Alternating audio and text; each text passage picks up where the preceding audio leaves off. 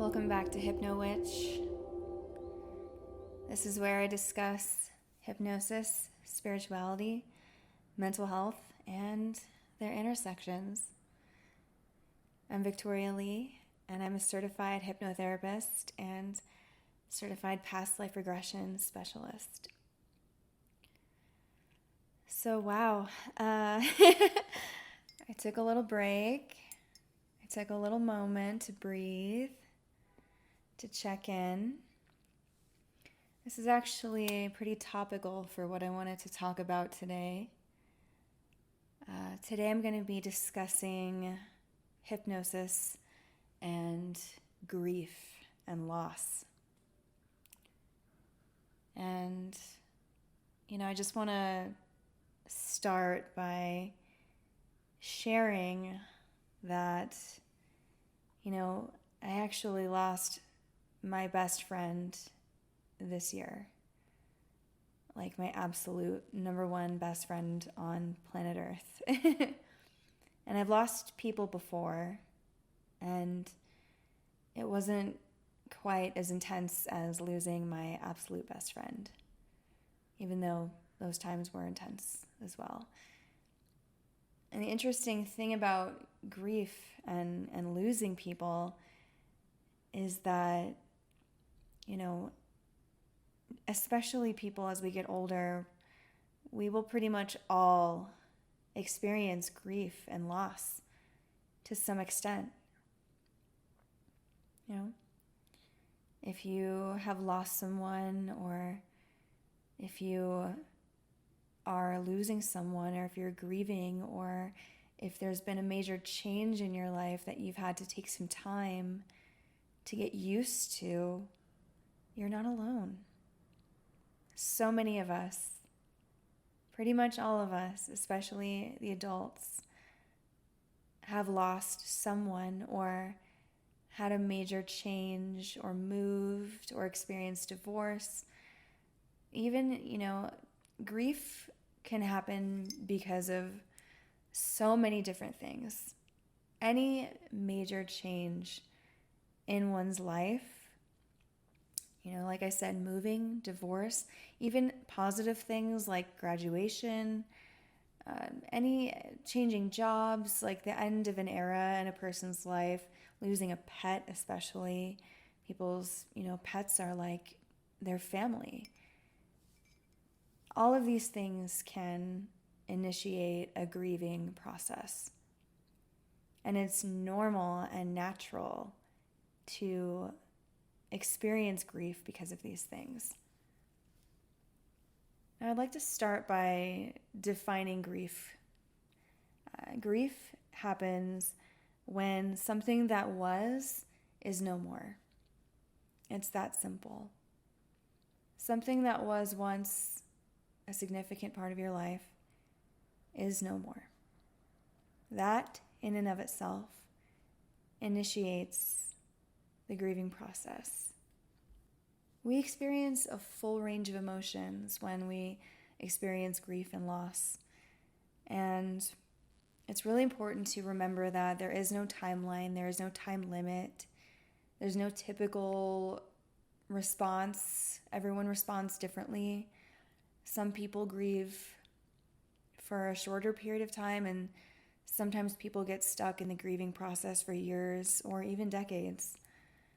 And every time we go through a major loss, we need to give ourselves time to process it. And sometimes that can be really challenging because we can get stuck on a certain phase of the grieving process. So the 7 stages of loss are shock, the initial shock. A person might seem emotionless, or, they might cry, they might have a reaction, or they might just be a little spacey, a little dissociative. Everyone processes the shock part a little differently. And then there's denial, anger, bargaining, grief, testing, and acceptance. And so testing, that might sound new to you. So testing is when a person starts to assess and utilize their the resources that they have around them, the people that are close to them. They might start participating in being social again and connecting with friends and family and starting to move through the process into acceptance. But in order to get to that point, it's necessary for all of us to fully process our emotions and go through every stage just so that we're processing in a healthy way. It's important to remember that the emotions underneath when we are moving through grief, each of those emotions teaches us something. That emotion wants to teach you something. There's something to be learned and integrated under that emotion. And so the more we subconsciously push those emotions aside, the more we suppress these beautiful lessons that are a result of integrating and processing these emotions. And yes, it's tough. It is probably the toughest thing there is.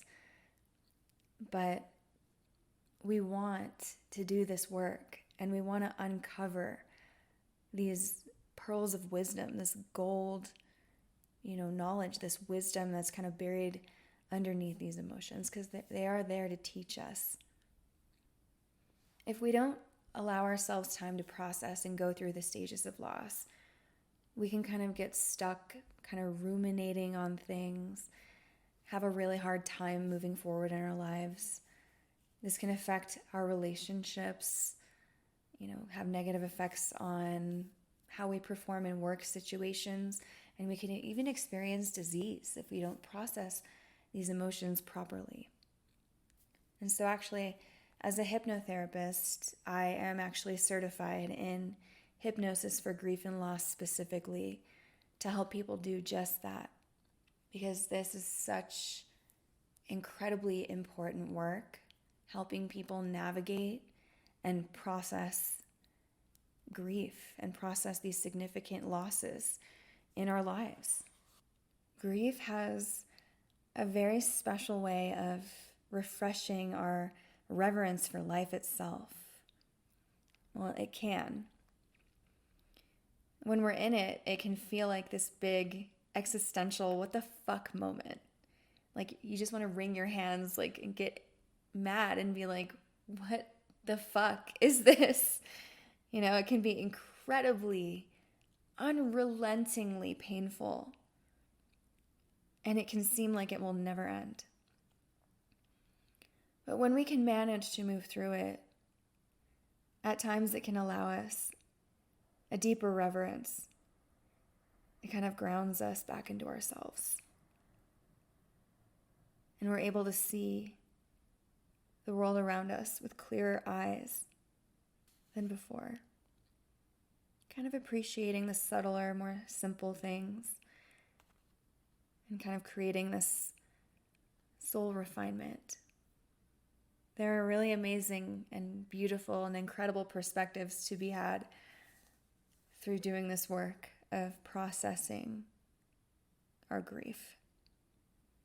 As I was processing my grief from my best friend passing away, I tried to treat myself the way that I would advise one of my clients to be towards themselves.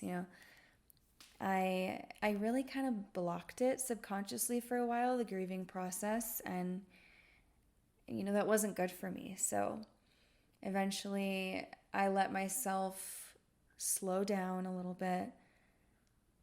I was still keeping up with seeing my clients and holding space for them, and that actually helped to keep me rooted and grounded. And my clients are fucking awesome, and I love getting to serve them.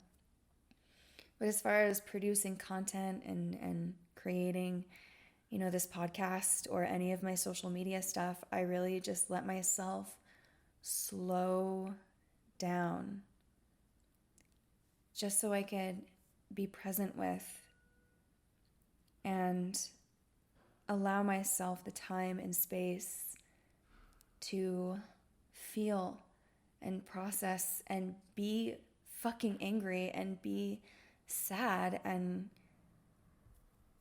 just feel everything that I had kind of been pushing down by going through just my everyday process. And in doing that, I was able to really drop into myself and allow myself to release what needed to be released. And it doesn't mean that I don't miss her, but it's almost like in giving myself the chance to be good to myself and to give myself what I needed and seek the support that I needed, I am honoring her by living my life in a healthy way, because that's what she would have wanted for me. And I think a lot of people fear, even subconsciously, that grieving means that they're shifting their focus away from or abandoning these people that they've lost. But that couldn't be further from the truth. The ones that we love, they want us to live, living or dead. Like, people that love us and care about us, they want us to live the best that we can and be the happiest that we can. And so I think one of the best things that we can do for ourselves is to be good to ourselves so that we can continue to be good to one another and our communities. Because it all starts with us, right? And so I think that if our loved ones are peering down on us from the spiritual realm or whatever it is that you believe, they would want to see us living and filling our cup and being able to love. And I think that in doing this work and allowing ourselves this process is such a wonderful way to love yourself. But also it just greatly expands our capacity for compassion for other people and patience. And it touches us in a way that kind of really tangibly reminds us of our humanity.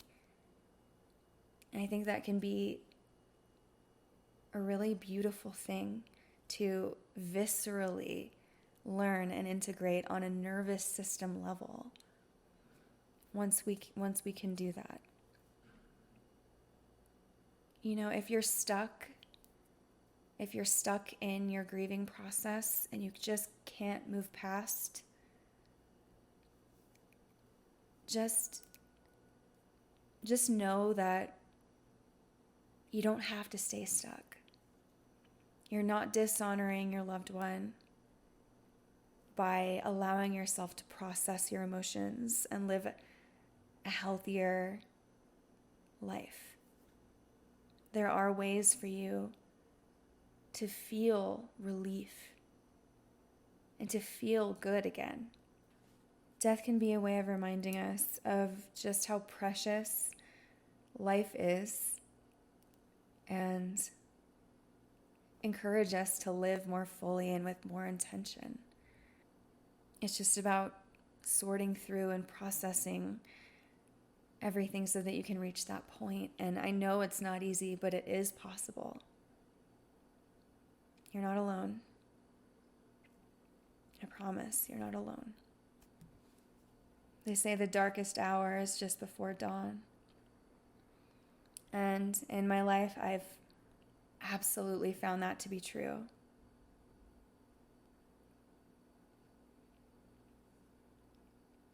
Well, I hope you've enjoyed this podcast episode today.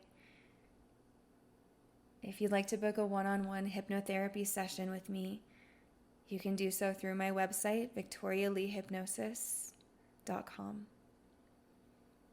I'm Victoria. I am a certified hypnotherapist and certified past life regression specialist.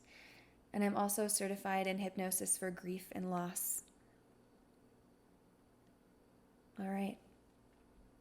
I'll see you next time.